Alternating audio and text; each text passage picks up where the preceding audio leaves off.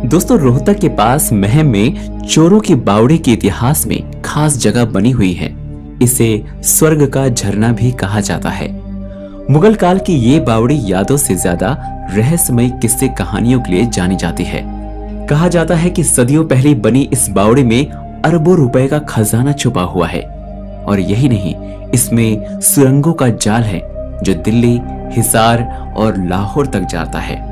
लेकिन इन सब बातों का इतिहास में कहीं कोई उल्लेख नहीं मिलता। लेकिन कुछ ऐसे प्रश्न हैं जो आज भी लोगों के लिए रहस्य बने हुए हैं।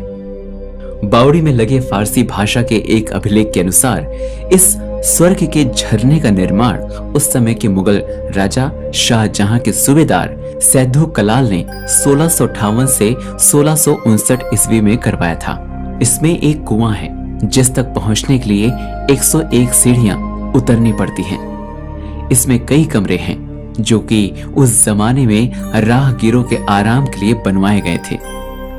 सरकार द्वारा उचित देखभाल न किए जाने के कारण ये बावड़ी जर्जर हो रही है। इसके बुर्ज व मंडेर गिर चुके हैं। कुएं के अंदर का पानी काला पड़ चुका है। इस बावड़ी को लेकर वैसे तो कई कहानियां गढ़ी गई हैं, लेकिन इनमें प्रमुख है ज्ञानी चोर की कहानी।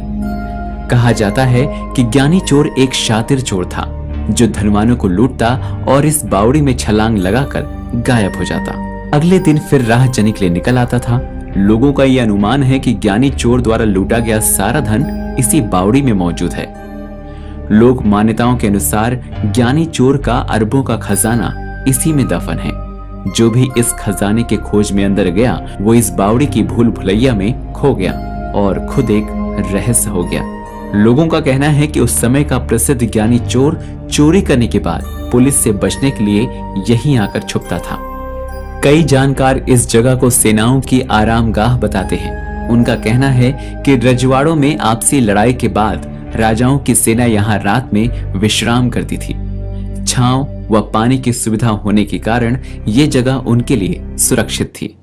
लेकिन इतिहासकारों की माने तो ज्ञानी चोर के चरित्र का जिक्र इतिहास में कहीं नहीं मिलता। अतः खजाना तो दूर की बात है। इतिहासकार डॉक्टर अमर सिंह ने कहा कि पुराने जमाने में पानी की जरूरतों को पूरा करने के लिए बावड़ियां बनाई जाती थी। लोगों का कहना है कि इतिहासकारों को चाहिए कि बावड़ी से जुड़ी लोक मान्यताओं को ध्यान में रखकर अपनी खोजबीन फिर नए तरीके से शुरू करें, ताकि इस बावड़ी की तमाम सच्चाई जमाने के सामने आ सके। कहने को तो ये बावड़ी पुरातत्व विभाग के अधीन है, मगर 352 सालों से कुदरत के थपेड़ों ने इसे कमजोर कर दिया है, जिसके चलते इसकी एक दीवार गिर गई है और दूसरी कब गिर जाए इसका पता नहीं। वहीं पर ग्रामीणों का कहना है कि कई बार प्रशासन से इसकी मरम्मत कराने की गुहार लगा चुके, लेकिन सुनवाई नहीं होती। ज्ञानी चोर की गुफा के नाम से आसपास के क्षेत्र लोकप्रिय हो चुकी बावड़ी जमीन में कई फुट नीचे तक बनी हुई है। इसमें एक कुआं है। कुएं के ऊपरी सिरे पर एक पत्थर लगा हुआ है। जानकारों का कहना है कि इस पर फारसी भाषा में स्वर्ग का झरना लिखा हुआ है। किंवदंती है कि अंग्रेजों के समय में एक बारात सुरंगों के रास्ते दिल्ली जाना चाहती थी। कई दिन बीतने के बाद भी सुरंग में उतरे बाराती ना तो दिल्ली पहुंच पाए और ना ही वापस निकले। किसी अनहोनी घटना के चलते अंग्रेजों ने इस गुफाओं को बंद कर दिया और ये आज भी बंद पड़ी है। पानी के अंदर गंदगी व अन्य तरह की वस्तुएं तैरती हुई देखी जा सकती हैं। सफाई की कोई व्यवस्था नहीं है। चमगादड़ों ने नीचे जाने वाली सीढ़ियों में अपना डेरा जमा लिया है। लोहे के दरवाजे जाम हो चुके हैं। जगह जगह से टूटने के कारण छोटी ईंटों का मलबा बावड़ी के अंदर बेतरतीब तरीके से पड़ी हुई है। इस बारे में जब इतिहासकारों से बातचीत की तो उन्होंने भी इसके खस्ता हाल पर चिंता जताई और कहा कि पुरातत्व विभाग के अंतर्गत होने के बावजूद भी इसकी देखभाल नहीं की जा रही है। दोस्तों, इस भागती दौड़ती दिल्ली में आज किसी के पास समय नहीं है। ये शहर दिल्ली प्राचीन काल से आज तक कई घटनाओं और ऐतिहासिक चीजों का साक्षी बना है। इस शहर ने अपने अंदर बहुत से ऐसे रहस्य छुपाए हुए हैं जो शायद ही कभी कोई जान पाएगा। जो किला कभी फिरोज शाह तुगलक की आंखों का तारा हुआ करता था, आज वह दिल्ली में खंडहर पड़ा हुआ है। आज भी हजारों रहस्य को इस किले ने संचित करके रखा हुआ है। यहाँ हर कोई जाने से डरता है, क्योंकि यहाँ सारे तर्क खत्म हो जाते हैं और फिर शुरू होती है ऐसी आस्था जिसमें लोग मानने लगे हैं कि दिल्ली के इस किले में जिन रहते हैं। कहते हैं कि इस टूटी फूटी इमारत के पीछे एक जमाने में बेहद क्रूर सजा दी जाती थी, और ये सजा उन लोगों को दी जाती थी जो लोग राजा से बगावत करते थे। और आज भी लोग मानते हैं कि वो लोग मरने के बाद भी आज जिन्न के रूप में वहां पर मौजूद हैं। रात को जो कोई इस किले में जाता है, अगली सुबह उसकी लाश ही यहाँ मिलती है। रहस्यमय तरीके से यहाँ मिलने वाली लाश इतनी बुरी तरीके से पाई जाती है कि मानो रात में किसी ने बेहद निर्दयता से मौत के घाट उतारा है। इस किले के अंदर ऐसी बावड़ी मौजूद है जिसमें आज भी पानी भरा रहता है, लेकिन सरकार ने इस बावड़ी को बंद कर दिया है। लोगों का मानना है कि इस बावड़ी का पानी पीने वाला कोई जिंदा नहीं बच पाया है।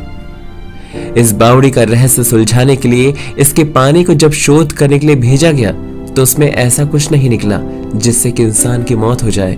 फिर ऐसा क्या था इस बावड़ी में जिसका पानी पीने से आदमी की मौत हो जाती है? किंवदंतियों के अनुसार इस खंडहर में हर रात एक ऐसी शक्ति आती है जिसे देखने वाला या तो अंधा हो गया या फिर उसकी मौत हो गई। इस खंडहर के गार्ड और केयरटेकर यह बात मानने को तैयार नहीं है कि यहाँ किसी तरीके की कोई शक्ति मौजूद है। वही लोग इस खंडहर में पैर रखने से भी कांपते हैं।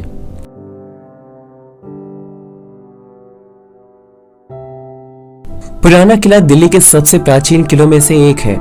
इसके वर्तमान आकार का निर्माण सुन साम्राज्य के संस्थापक शेरशाह सूरी ने किया था। शेरशाह सूरी ने इसके आसपास के शहरी इलाकों के साथ ही इस गढ़ को बनाया था। माना जाता है कि 1545 में जब शेरशाह सूरी की मृत्यु हुई थी तब इसका निर्माण कार्य अधूरा ही था, और इसी वजह से बाद में इसे उनके बेटे इस्लाम शाह ने पूरा किया। लेकिन आज भी इस किले के कुछ भागों को किसने बनाया, इसके बारे में पुख्ता जानकारी नहीं है। हुमायूं के शासन में ये किला दिनपनाह शहर का आंतरिक गढ़ हुआ करता था। हुमायूं ने 1533 में इसकी मरम्मत करवाई थी और इसके 5 साल बाद इसका निर्माण कार्य पूरा हुआ था। 1540 में सूरी साम्राज्य के संस्थापक शेरशाह सूरी ने हुमायूं को पराजित किया और किले का नाम शेरगढ़ रखा गया, और इसमें किले के परिसर में और भी बहुत सी चीजों का निर्माण करवाया। पुराना किला और इसके आसपास के परिसर में विकसित हुई जगहों को दिल्ली का छठा शहर भी कहा जाता है। जब एडविन लुएंस 1920 में ब्रिटिश भारत की नई राजधानी नई दिल्ली की रचना कर रहे थे, तब उन्होंने पुराना किला को राजपथ के साथ केंद्रीय रूप से गठबंधित किया। इसके बाद अगस्त 1947 में विभाजन के समय हुमायूं के मकबरे के साथ साथ पुराना किला भी शरणार्थियों के रहने की जगह बना। 1970 में पुराने किले की दीवारों का उपयोग थिएटर की पृष्ठभूमि के रूप में किया जाने लगा, जहां नेशनल स्कूल ऑफ ड्रामा का प्रोडक्शन होने लगा। यहाँ तुगलक, अंधा युग और सुल्तान रजिया जैसे नाटकों का निर्माण किया गया, जिन्हें इब्राहिम अलकाजी ने निर्देशित किया था। वर्तमान में पुराने किले में हर शाम सूर्यास्त के बाद साउंड और लाइट का प्रदर्शन किया जाता है, जिसे देखने हजारों लोग आते हैं और इसका लुत्फ उठाते हैं। इस किले की दीवारें 18 मीटर ऊंची हैं और किले में 3 धनुषाकार प्रवेश द्वार है।